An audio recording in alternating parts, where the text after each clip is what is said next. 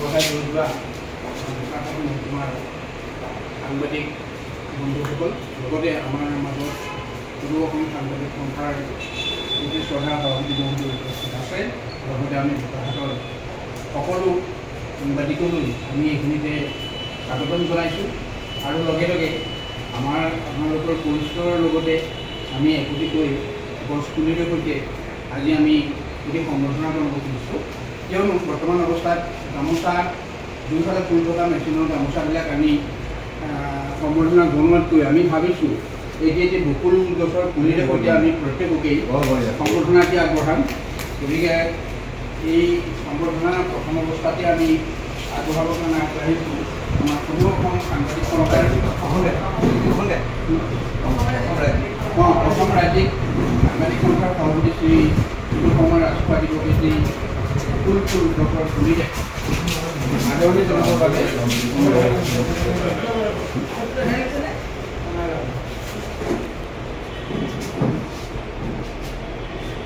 তাৰপিছতে আমাৰ মাজত উপস্থিত আছে মহকুমা সাংবাদিক সন্থাৰ সন্মানীয় সভাপতি দুগুণ গছপতি তেখেতকো এটি বকুল গছৰ পুলিৰে আদৰণি জনাবলৈ আমি অনুৰোধ জনাইছোঁ তাৰপিছতে আমাৰ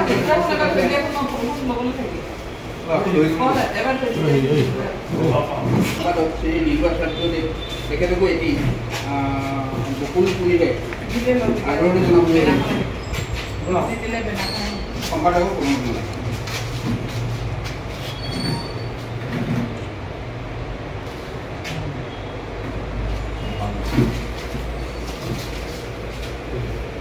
তাৰপিছতে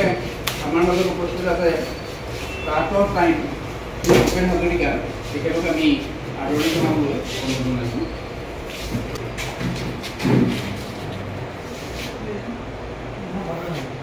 তাৰপিছত আমাৰ মাজত উপস্থিত বৰ্তমান আছে অমৰ বড়ি ভিডিঅ' জাৰ্নেলিষ্ট তেখেতকো এটি গছপুলিৰে সৈতে আদৰণি জনাবলৈ আমি অনুৰোধ জনাইছোঁ আমাৰ মাজত উপস্থিত আছে যোনবোৰ কৰ্মী এমবি নিউজ তেখেতকো এটি গছপুলিৰে সৈতে আদৰণি জনাবলৈ অনুৰোধ জনাইছোঁ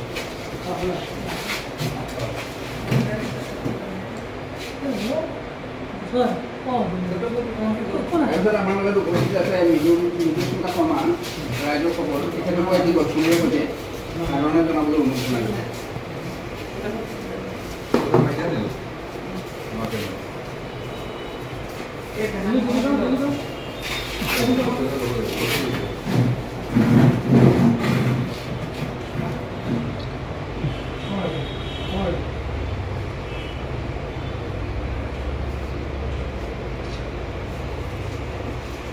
ইয়াৰ পিছত আমি আমন্ত্ৰণ জনাই তেখেতসকল আহিছিল কিবা এটি খবৰৰ কাৰণে বাহিৰলৈ মন গৈছে দিব্যজ্যোতি হাজৰিকা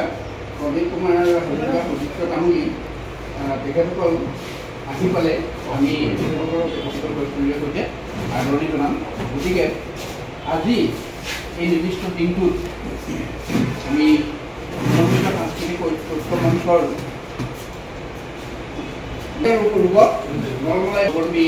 আমাৰ লগত সহযোগ আগবঢ়াই থকা সদায় সীমান্ত হাজৰিকাও আমাৰ উপস্থিত আছে গতিকে আমি তিনিগৰাকীয়ে আজি জনগোষ্ঠী সাংস্কৃতিক ঐক্য মঞ্চৰ তৰফৰ পৰা আমি প্ৰতিনিধিত্ব আগবঢ়াম বোকাখাত মহকুমাৰ সকলো সাংবাদিক বন্ধুসকললৈ আন্তৰিক অভিনন্দন জ্ঞাপন কৰিছোঁ জনগোষ্ঠীয় সাংস্কৃতিক ঐক্য মঞ্চৰ তৰফৰ পৰা বিশেষকৈ মই প্ৰথমে একদম হৃদয়ৰ পৰা শ্ৰদ্ধা জনাইছোঁ যিটোদাক ববুৰিদাক আৰু মোৰ ভাতৃতুল্য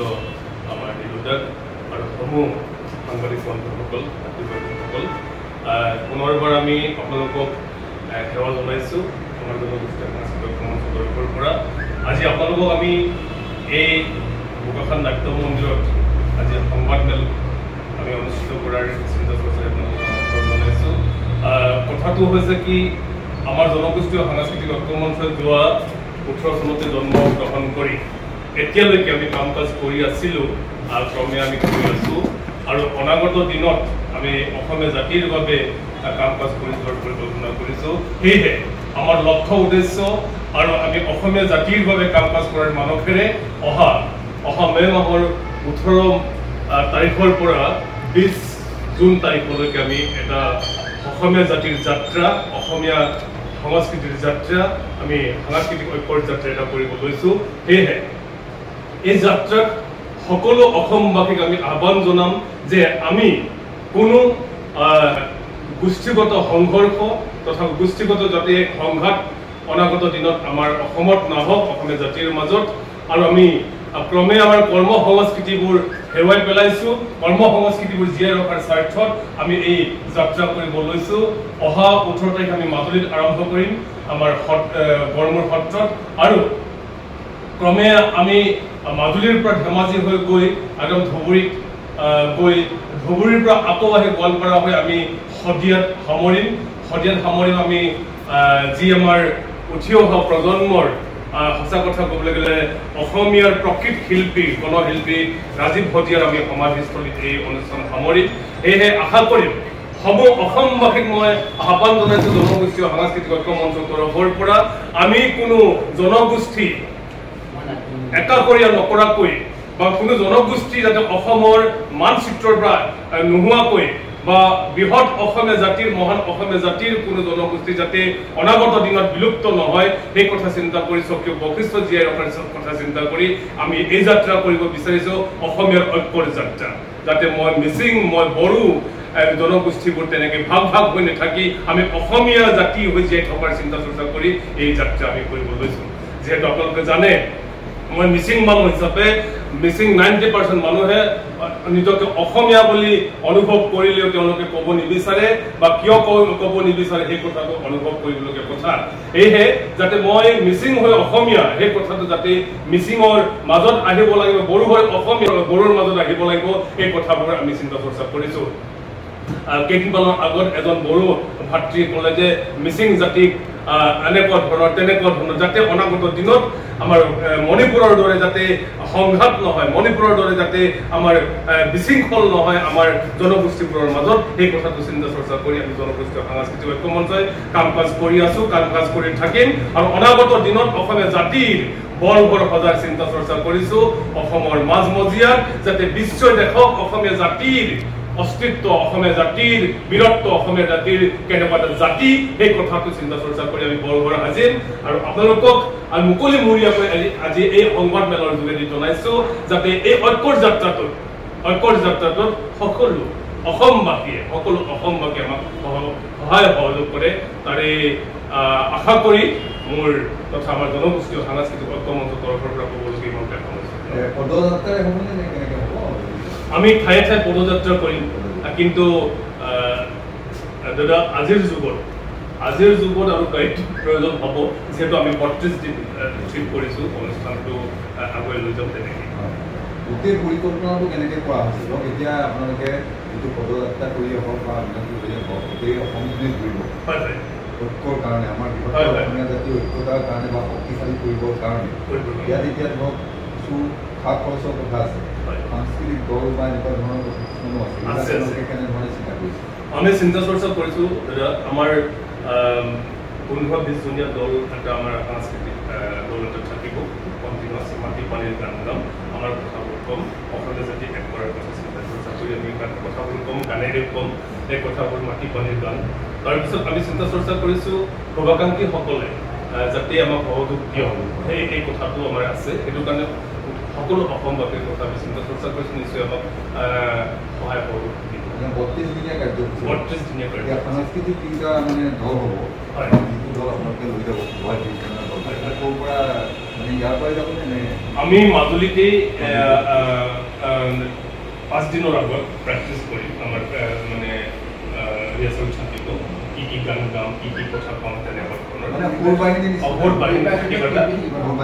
কোৰ বাহিনী এটা থাকিব তাৰপিছত ডিষ্ট্ৰিক্টে জিলাই আমাৰ কিছুমান সতীৰ্থ আছে আমাৰ জিলা সমিতি আছে তেওঁলোকে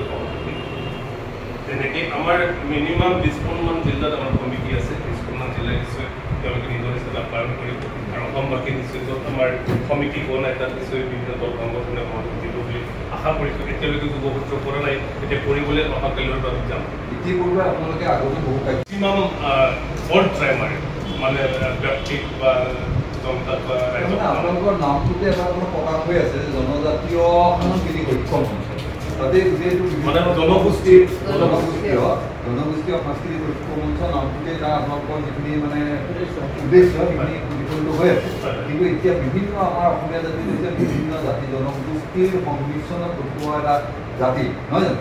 এতিয়া আপুনি এই যে জনগোষ্ঠীয় কথাটো কৈছে, বিভিন্ন জনগোষ্ঠীৰ মাজত এতিয়াও কিন্তু কিছু আমাৰ প্ৰৱণতা আছে যে আমি অসমীয়া জাতিৰ অংগ নহয় বুলিও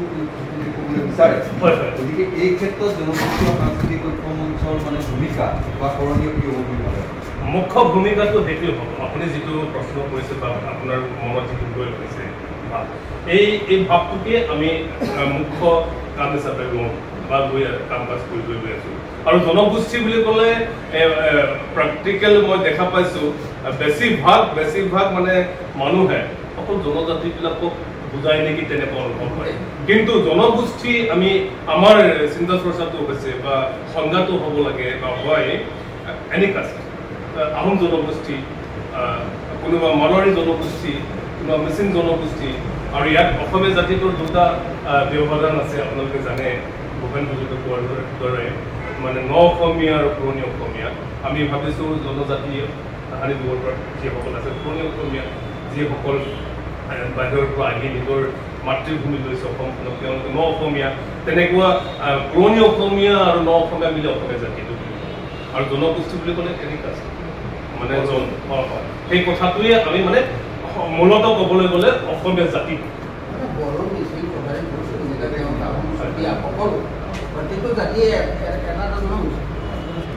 সেইটোৱে আমাৰ কনচেপ্টটো। মানে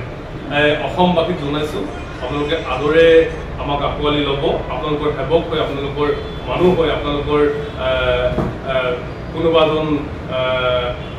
সেৱক মানে কি ক'ব লাগিব, আপোনালোকক সেৱা কৰিছোঁ, আপোনালোকক সহযোগ দিব আমাৰ এই যাত্ৰাত আৰু অসমীয়া জাতিৰ যাত্ৰাত, আমাৰ সাংস্কৃতিক যাত্ৰাত, যাতে আমাৰ অসমত কোনো এটা জনগোষ্ঠী যাতে বিচ্ছিন্ন হৈ নাযায়, নিজৰ পৰিচয় অক্ষুণ্ণ ৰখাৰ চিন্তা চৰ্চা কৰিছোঁ। প্ৰত্যেক জনগোষ্ঠী জীয়াই থাকিলেহে অসমীয়া জাতি সবল হৈ থাকিব, তাকেই কামনা কৰি আজি ইমানতে